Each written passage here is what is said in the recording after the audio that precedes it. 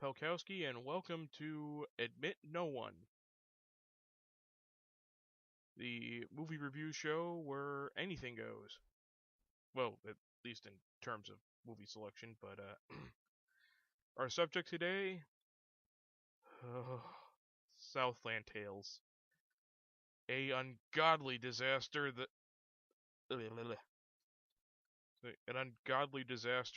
wastes the talents of nearly everyone involved, and shows just how much of a pretentious dick Richard Kelly is. And for those who don't know, Richard Kelly is better known as the writer-director of Donnie Darko and writer-director of The Box. Now, no review of this movie would be complete without doing a rundown of the cast, so this is going to take a while. Dwayne "The Rock" Johnson, Sean William Scott, Sarah Michelle Gellar, Mandy Moore, Justin Timberlake, Miranda Richardson, Wallace Shawn, Bei Ling, Nora Dunn, John Larroquette, Kevin Smith, yes, that Kevin Smith, Holmes Osborne, Wood Harris, Sherry O'Terry, John Lovitz, Amy Poehler, Lou Taylor Pucci, Curtis Armstrong, Christopher Lambert, Zelda Rubinstein, Will Sasso, and in a big cut from the theatrical release, Janine Garofalo. Now, that's a hefty helping of talent right there. I'm sure you're assuming that the movie is going to be good. You're wrong. You're just plain wrong. Okay, here's the plot as well as I can understand it. In an alternate history, El Paso and Abilene, Texas have fallen victim to twin nuclear attacks on July 4th, 2005, a catastrophe of unimaginable proportions which has sent America into World War III. The Patriot Act has extended authority to a new agency known as U.S. Ident, which keeps constant tabs on citizens even to the extent of censoring the internet and using fingerprints in order to access computers and bank accounts. In order to be able to respond to a newfound fuel shortage in the wake of global warfare, the German company Trier designs a generator of inexhaustible energy which is propelled by ocean currents called fluid karma.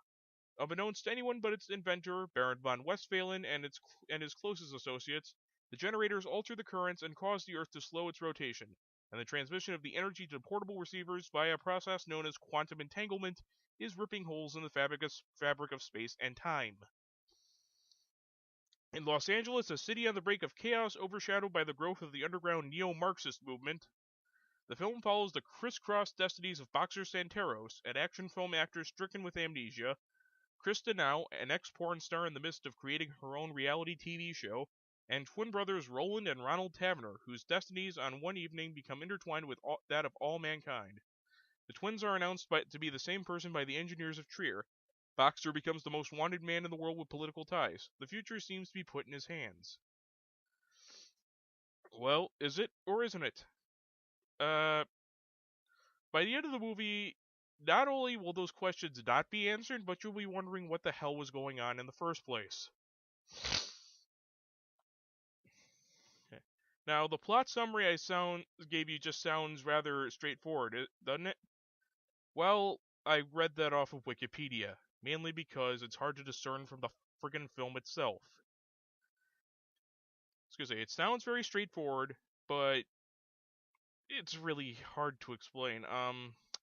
The best I could put it is basically the movie has way too many ideas for one screenplay. I mean, any number of the things I just described could have actually made a unique movie. I mean, could have made a nice little movie about a false flag attack on El Paso, Texas, and the effects of opportunistic politicians who use that to expand the powers of the Patriot Act. You could make a whole movie on U.S. Ident alone, a whole movie on fluid karma itself.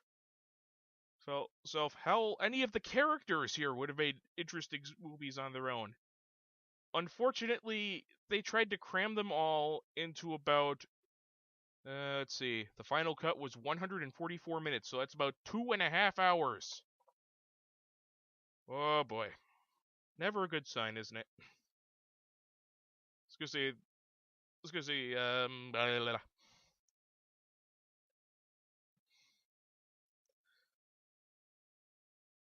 gonna say, now to clarify, this movie comprises the last 3 chapters of the Southland Tales saga, although calling this piece of crap a saga is basically like calling the Twilight Saga a saga. It's more like a Saturday morning cartoon.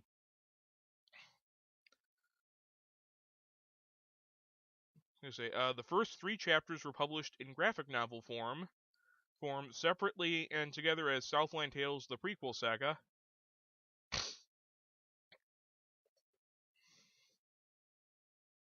I recommend you track it down before watching the movie because it may clear up a few things, but it also makes some things even more confusing, which is probably what the director intended, considering that, you're supposed to read it first before watching the movie. I was gonna say, hey, 3 prequel novels and a movie? There's enough pretension to go around.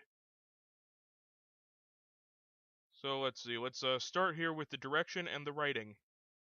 The writing, well, it sucks. Plain and simple. Like I said, you have way too many ideas for one movie. You have way too many plots for one movie. I was gonna say, it's like they just threw the script into a blender and hit frappe, then pieced it back together at random. I was gonna say, this just comes off as a pretentious. I can't even describe it. It's like Kelly believes that, if you confuse the audience, you come off as a genius. Well, I'm sorry, Kelly, but when you confuse the audience, you just come off as a prick.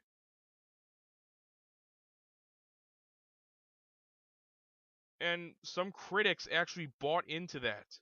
As in, they actually thought that, because it's confusing, it's not meant for the common man. It's meant for the enlightened, for the people who appreciate true art, the people who fall in with that whole thing of true art is incomprehensible. Yeah, right.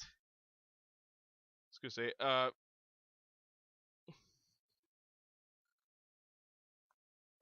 let's put it this way.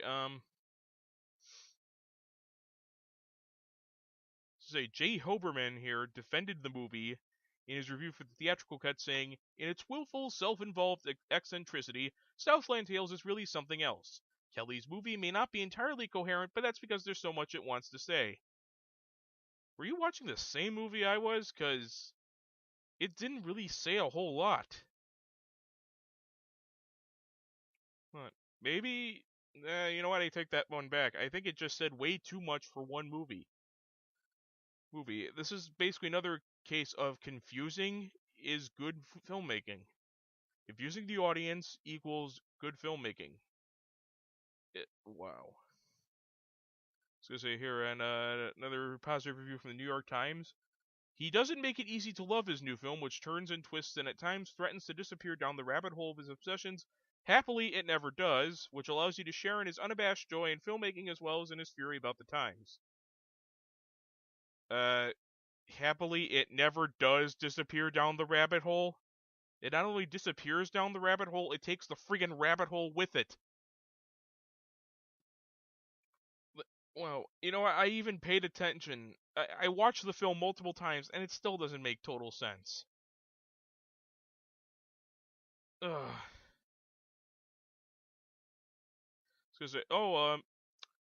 And apparently I'm not the only one to share that opinion here. In a 2011 interview, Justin Timberlake himself confessed, "To me, Southland Tales is performance art.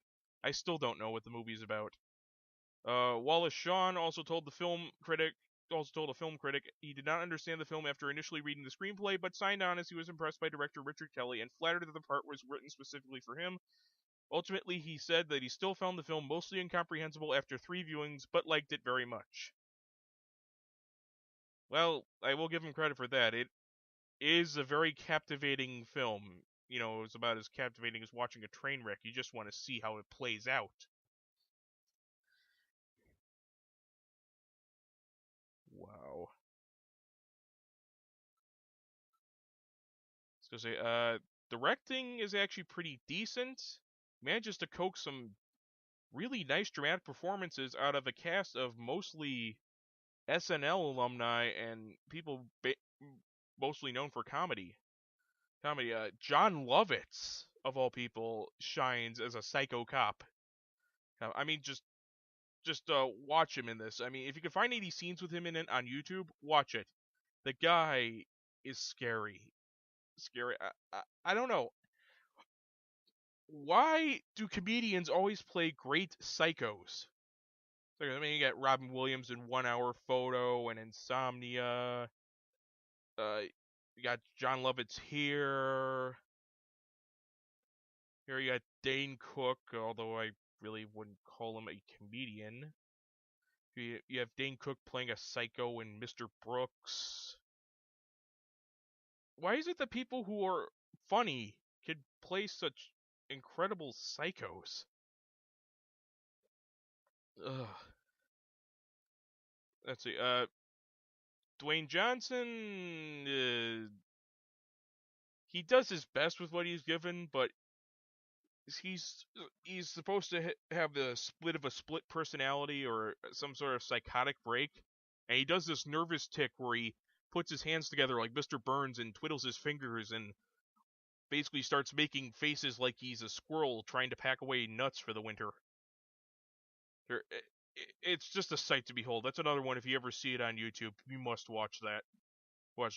My friend Matt and I, when we first watched the movie and we were just as confused as we are now. Now, we wound up rewinding that part several times just to make sure we saw what we saw. So, you have Sean William Scott doing a decent dramatic performance as both Private Roland Taverner and Officer Ronald Taverner.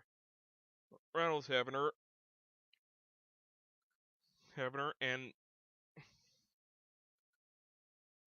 basically they're identical twin brothers who are hinted to be the Messiah or something like that, and if they get together and hold hands or something, then the world will end. And oh man, they were on drugs when they made this, I swear to God. And to say Sarah Michelle Gellar, you can take her or leave her. Justin Timberlake actually does rather well as a shell-shocked, nutty Iraq War veteran who actually narrates the movie.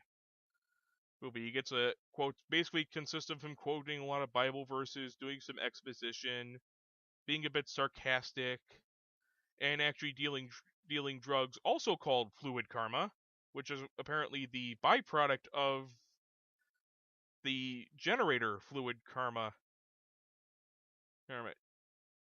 Yeah, this isn't making sense. If this isn't making any sense to you, you don't come looking to me for answers because I'm just as confused as you are. Alright, Wallace Shawn here plays the villain Baron von Westphalen and basically hams it up. Which is, well, basically what he's good at. I mean, this is basically transplanting his character from the Princess Bride into a dystopic black comedy religious satire something or other. So say Bailing is just there for eye candy, and she excels at that.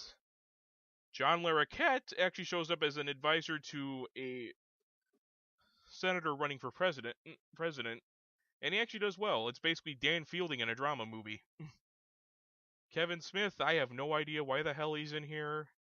I know his company had a hand in publishing the graphic novel prequel, so maybe that's why he's in it. I don't know.